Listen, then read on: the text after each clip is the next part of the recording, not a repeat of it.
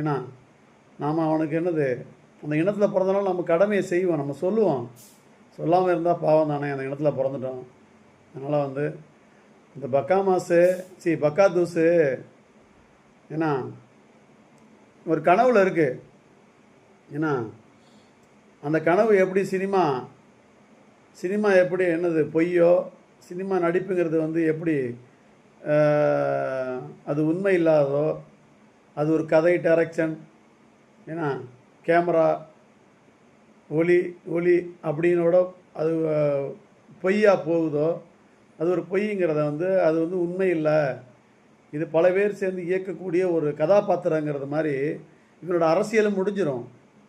சரியா? அது சினிமாவை தான், அதான் உண்மை. அதனால் வந்து அந்த சினிமா எப்படி 2.5 மணி நேரம் ஓடி அதுக்கப்புறம் தேட்டர் இருட்டான மாதிரி, இதே மாதிரி இவன் அரசியல் கட்சி என்னது, அது சினிமா எப்படி உண்மை இல்லையோ அதே மாதிரி இவனோட கட்சியும் உண்மை இல்லைங்கிறது வந்து தெரியும், விரைவில் தெரியும். அது மக்கள் வந்து அதை உணர்த்துவாங்க. என்ன அப்போ தான் என்னது, என்ன அவனுக்கு என்ன திருப்பி சினிமாவுக்கு போயிடுவான், இல்லாட்டி என்ன பண்ணுறான், பல கோடி சம்பாரிச்சிட்டான். ஏன்னா ஏதோ ஒரு பல தொழில் வச்சுருக்கான், அதை வச்சு அவன் வாழ்ந்துட்டு போயிடுவான். ஆனால் உயிர் போனது குடும்பம், அவனை நம்பி போன தமிழர்கள் இளைஞர் வாழ்க்கை நாசமாக போனது தானே. அதை பற்றி அவனுக்கு என்ன கவலை?